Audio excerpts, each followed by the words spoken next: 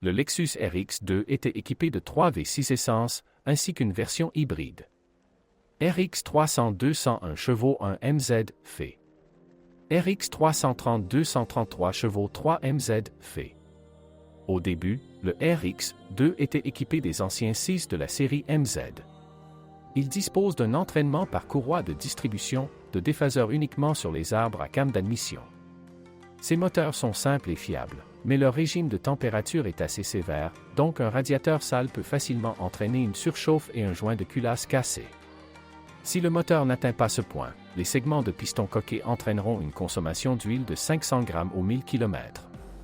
Les économies d'huile moteur se terminent souvent par la rotation des roulements de bielle. Mais si la courroie de distribution casse, ces moteurs ne plient pas les soupapes. En général, un Lexus RX bien entretenu avec un vieux moteur MZ est un bon choix, car le moteur n'est pas du tout gênant. Et tous les problèmes énumérés ci-dessus surviennent uniquement à cause d'une mauvaise attitude envers le service. RX 350 276 chevaux 2 GR fait. La version RX 350 dispose d'un moteur plus moderne et plus puissant. Il dispose d'un entraînement par chaîne de distribution de 4 déphaseurs, qui, vers un kilométrage de 150 000 km, ont commencé à craquer en masse après un démarrage à froid et à chaud. Les embrayages peuvent craquer assez longtemps, sans que le bon fonctionnement du système de changement de phase ne soit perturbé. En général, ils cognent à cause de la mauvaise conception du bouchon qui les fixe avant le démarrage du moteur. Les nouveaux embrayages d'origine coûtent entre 110 et 130 $, mais il y en a 4 sur le moteur, 13 050 à 31 170 et 13 080 à 31 050. Jusqu'en 2007, les moteurs 2GR pouvaient verser toute l'huile par le tube par lequel elle était amenée au régulateur de phase de la culasse arrière. Le tube a éclaté le long de la section en caoutchouc et, dans le cadre de la campagne de rappel, il a été remplacé par un tube entièrement métallique. D'ailleurs, il faut s'assurer que c'est par ce tube que l'huile s'écoule vers les déphaseurs de la culasse arrière, car dans les années 2020 on peut encore trouver un tube avec un insert de durite. En bas, les moteurs de 3,5 litres ont un double tube, il peut avoir des sections centrales en caoutchouc. Ces inserts en caoutchouc peuvent éclater de manière complètement inattendue, permettant à toute l'huile de s'échapper à travers eux. Ces tubes peuvent et doivent être remplacés par des tubes entièrement métalliques, 15 767 à 31 020. Pour le reste, n'exagérons pas, le moteur 2GR n'est pas mauvais, il nécessite juste un entretien normal et attentif. Environ tous les 100 000 km, les joints de couvercle de soupape actuels et, éventuellement, les joints d'arbre devront être remplacés. De la buée peut également apparaître sur la palette. RX 400H. Le groupe motopropulseur hybride de la version RX 400H repose sur un moteur 3MZ et 2 moteurs électriques. L'un fait partie de la transmission hybride à variation continue et le second est intégré à la boîte de vitesse arrière. Autrement dit, le RX 400H est à transmission intégrale, mais il n'a pas d'arbre de transmission. La centrale hybride est très fiable. L'une des caractéristiques est que pour remplacer les bougies d'allumage, vous devez retirer le collecteur d'admission. L'hybride dispose de 2 circuits de refroidissement. Il est nécessaire de surveiller les processus se produisant dans le vase d'expansion du circuit de refroidissement de l'onduleur. Ce réservoir est situé côté conducteur sous le capot, le liquide qu'il contient est rose. Dévissez le bouchon et regardez, après avoir allumé la centrale, le liquide doit circuler, littéralement bouillonnant. Si cela ne se produit pas, l'onduleur tombera bientôt en panne en raison d'une surchauffe. En général, une pompe électrique séparée, G9040488080, coûtant 200 $, doit être changée tous les 160 000 km. Une transmission à 2 engrenages planétaires n'a pas d'engrenage fixe, elle combine la puissance du moteur à combustion interne et du moteur électrique, la transmet au roue avant et de celle-ci retransmet le couple au moteur électrique pour la récupération. Cela semble compliqué, mais sa fiabilité ne fait aucun doute. Le moteur électrique arrière du RX hybride ne nécessite aucun entretien et est refroidi par air. Les batteries sont assez faciles à diagnostiquer et remplacent à peu de frais un élément à la fois. 5. Transmission automatique U151F. Le Lexus RX de deuxième génération était équipé d'une boîte à 5 vitesses. Automatique U151F. Répétons encore une fois que la version hybride possède sa propre transmission à variation continue et non une CVT. Cette transmission automatique est extrêmement fiable. Cependant, littéralement un RX sur 3 connaît des coups de pied avec un glissement entre la deuxième et la troisième vitesse. Il s'avère qu'ils peuvent être réparés en remplaçant les pistons 34 628 à 33 010, 34 612 à 33 020 et 34 601 à 33 020 du tambour direct overdrive. Ce n'est pas une opération compliquée, elle s'effectue sans retirer complètement la mitrailleuse de la machine. Sinon, cette transmission ne pose aucun problème. Il est rare que l'ATF fuit du bouchon 33 403 à 21 020, situé au-dessus du carter de transmission. En général, la transmission automatique Lexus RX peut résister longtemps à tout abus. Je connais un cas où le propriétaire conduisait la transmission automatique avant que le convertisseur de couple ne se bloque, c'est-à-dire le démarreur n'a pas pu lancer le vilebrequin. Mais lors du démontage, il s'est avéré que l'usure de la transmission était simplement modérée, correspondant à un kilométrage de 350 000 km. Vous devez également surveiller l'état des tubes en acier, 32 907 à 48 031, dans lesquels circule l'ATF. Ces tubes finissent par rouiller et commencent à laisser échapper du liquide de transmission. Il est conseillé de changer l'huile et le filtre Toyota WS 35330-08010 tous les 50 000 km. Vous devez également surveiller la propreté du radiateur de la transmission automatique. Il est situé derrière le pare-choc avant, devant la roue avant gauche, et est intensément recouvert de saleté. Chaque printemps, il faut le nettoyer de l'extérieur, tout en inspectant les deux tubes, car il rouille souvent. À propos, tous les Lexus RX ne disposent pas de radiateur de transmission automatique, ils sont absents sur les voitures destinées au marché japonais, ainsi que sur certaines voitures destinées au marché américain. Le radiateur du moteur, 16 041 à 20 314, sur les versions RX 300 et RX 330 éclatait et se craquait constamment, le problème a existé jusqu'en 2008 environ. De plus, ce sont les radiateurs d'origine qui ont éclaté, cela se produisait littéralement chaque année. Ensuite, ils furent rendus suffisamment forts.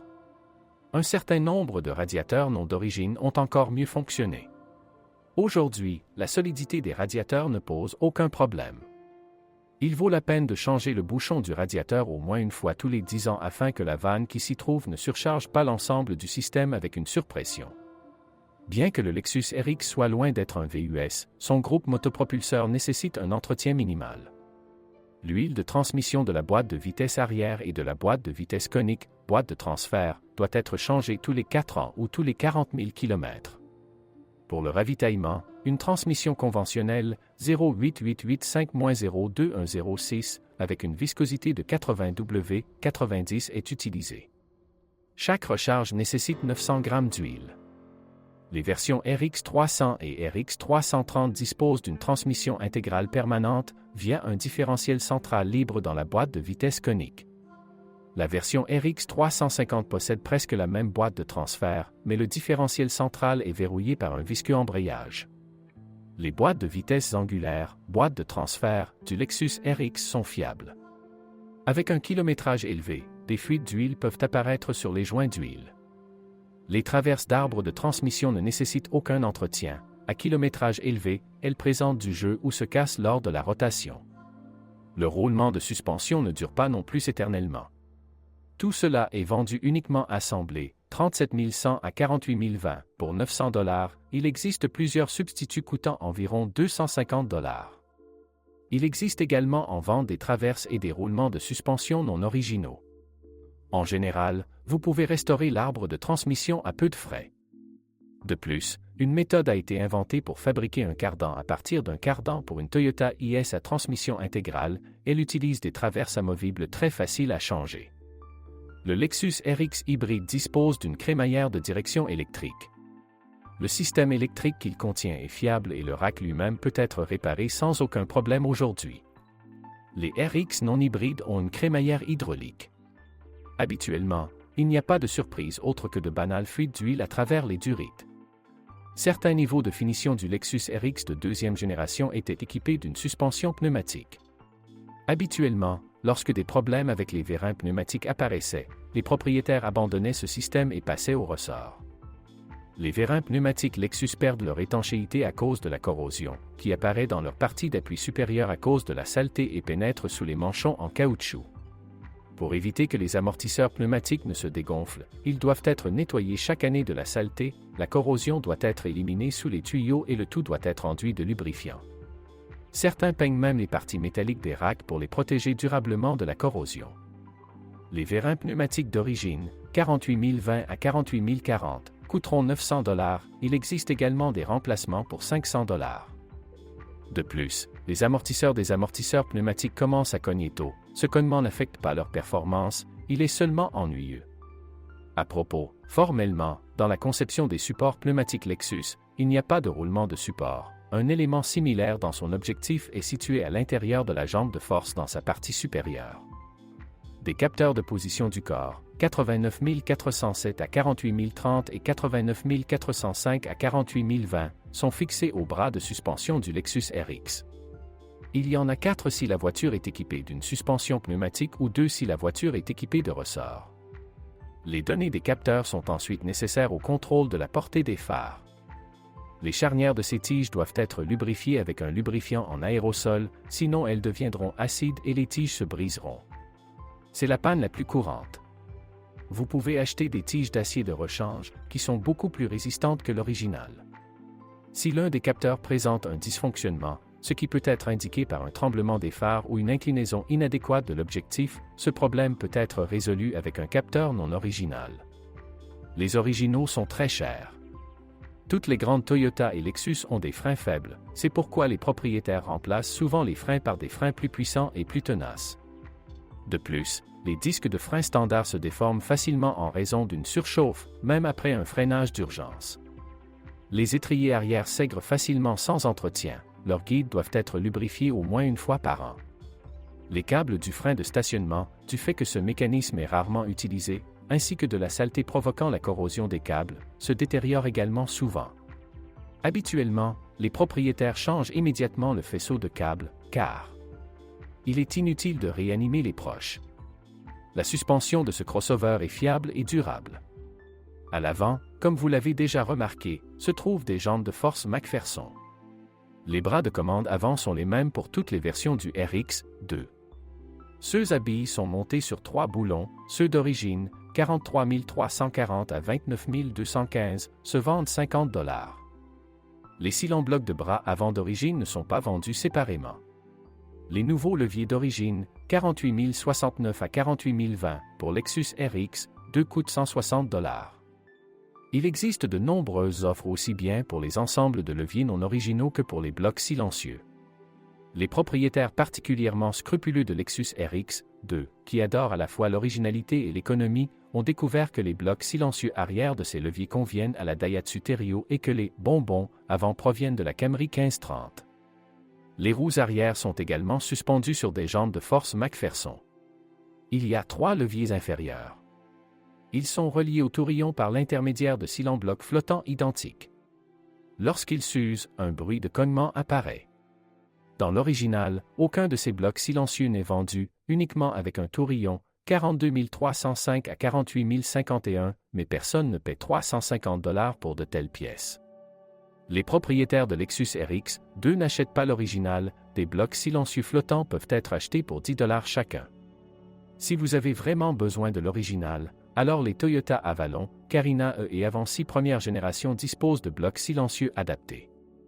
En général, les bras de commande de roues arrière d'origine coûtent entre 60 et 90 $. Oui, il y en a 6 au total, mais ils durent aussi plus de 200 000 km. En général, la suspension arrière de ce crossover fonctionne depuis si longtemps sans réparation ni réglage que les boulons de fixation du bras doivent souvent être simplement coupés. Même pour le premier réglage du carrossage, les boulons de carrossage, 48 409 à 48 020, dans les bras de suspension arrière, ont dû être coupés. Il existe également une situation où la barre stabilisatrice arrière commence à jouer et, lors du retrait des anciennes bagues, il s'avère que de l'usure s'est formée sur la barre de torsion stabilisatrice elle-même. Le stabilisateur arrière d'origine, 48 409 à 48 020, complet avec bague et fixation ne coûte que 130 $. Des roulements de roues arrière, 42 410 à 48 041, sont disponibles avec les moyeux, mais coûtent 100 $. Roulement avant, 90 369 à 45 300, 50 $ chacun. Les liaisons avant et stabilisatrices d'origine ne coûtent pas plus de 40 $. Ainsi, en général, la suspension du Lexus RX est à la fois durable et peu coûteuse à entretenir. Il existe de nombreuses solutions de remplacement, donc si vous avez besoin d'économiser de l'argent, les pièces nécessaires peuvent être achetées 5 fois moins cher que l'original.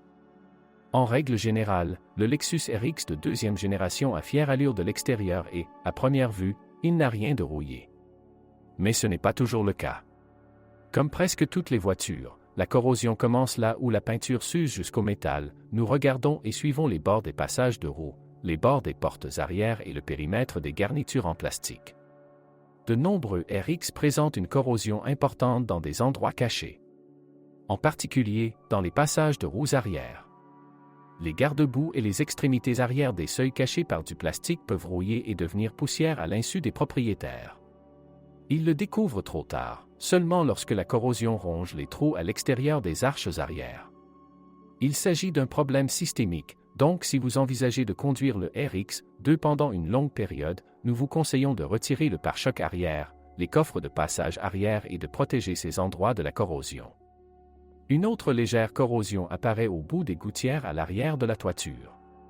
Cette zone est visible avec le haillon complètement ouvert si vous inspectez le bord arrière du toit. La plaie la plus désagréable de la Lexus RX2, qui apparaît littéralement sur toutes les voitures, est peut-être associée à la pénétration d'eau dans l'habitacle. Certaines personnes se retrouvent avec des tissus d'ameublement mouillés sur les montants du toit. Le plus souvent, les zones allant du dossier des sièges arrière au toit sont imbibées d'eau. Et certaines personnes doivent soulever tout le tapis de sol pour le sécher, parce que il était complètement mouillé. Alors d'où vient l'eau? Vous ne le croirez pas, mais elle a ici beaucoup de passages.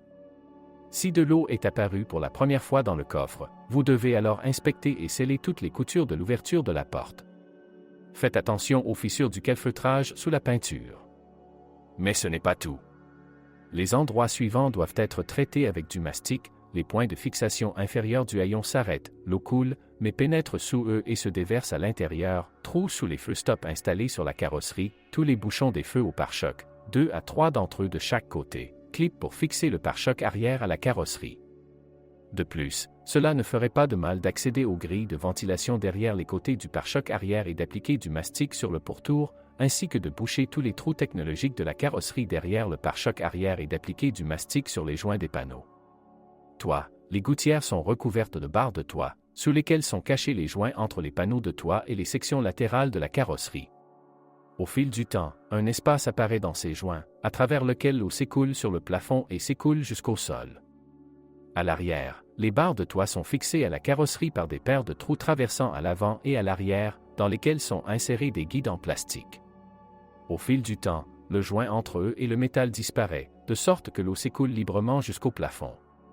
Ensuite, les drains des trappes avant sont réalisés de telle manière qu'ils n'évacuent pas immédiatement l'eau à l'extérieur, au-delà des seuils, mais dirigent l'eau vers les seuils. Si le drainage des seuils est bouché, le niveau d'eau monte jusqu'aux trous technologiques par lesquels l'eau pénètre sous le tapis. Dans ce cas, le sol sera mouillé d'abord par l'avant. Dans le bon sens, l'évacuation des écoutilles doit être améliorée. Allongez les tuyaux et placez-les sous les ailes pour que l'eau s'écoule immédiatement. Il y a aussi des trous technologiques en bas, littéralement sous les pieds des passagers et sous les sièges, recouverts de bouchons. Au fil du temps, ces bouchons se perdent tout simplement et, par conséquent, l'eau projetée par les roues mouille légèrement le revêtement du sol. En général, comme le disent les experts, la carrosserie du Lexus RX2 ressemble à une passoire. Lors de l'utilisation ou de l'achat de cette machine, vous devez toujours vous assurer que le revêtement de sol est sec. Si possible, regardez sous le tapis, l'humidité fait rapidement rouiller le métal situé en dessous. Les phares de la Lexus RX2 sont de courte durée, ils deviennent troubles à l'extérieur et les réflecteurs des lentilles grillent. De plus, ils transpirent après le lavage ou après la pluie. Mais tout cela peut être restauré. Les supports de phares peuvent également éclater facilement, mais pour résoudre ce problème, il existe des kits de réparation d'origine, 81 194 à 48 030 et 81 166 à 48 020 pour $10. Les griffes de réparation sont installées, grosso modo, sur celles cassées. Si le système de mise à niveau des phares cesse de fonctionner, il est fort probable que la tige de l'un des capteurs de position du corps est éclatée. Nous vous le montrerons plus tard. Les feux arrière commencent à paraître en désordre avec le temps en raison de l'effritement du chrome. En général, avec le temps, les lumières se troublent de l'intérieur. Sur de nombreuses voitures, l'unité de commande d'un ou des deux sièges avant est en panne. Dans ce cas, le chauffage ne s'éteint pas. Si vous rencontrez une voiture dans laquelle les sièges avant chauffants ne fonctionnent pas, il est fort probable que le fusible du chauffage ait été retiré ou grillé. Les blocs situés sous chaque chaise, 87501-05010, tombent en panne, mais ils deviennent quand même très chauds et peuvent fondre. Les blocs coûtent 230 $ et il n'existe pas d'alternative bon marché. Mais les électriciens les plus expérimentés peuvent identifier un microcircuit cassé et le remplacer.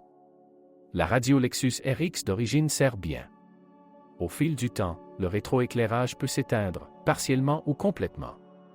Si cela vous inquiète beaucoup, vous pouvez contacter un électricien. Vous devez ressouder le transistor grillé, un ou les deux. Le changeur de CD standard commence à fonctionner en raison de la fine poussière accumulée à l'intérieur et du dessèchement du lubrifiant. Le nettoyage et l'ajout minimal de lubrifiant spécial aident à revitaliser le changeur. En général, il est préférable d'installer une radio multimédia moderne non originale pour remplacer l'unité principale standard. Parfois, ces voitures restent bloquées en tournant le volant. Le problème vient généralement de l'araignée de l'arbre de direction. Il peut être remplacé par un autre non original, ST1640.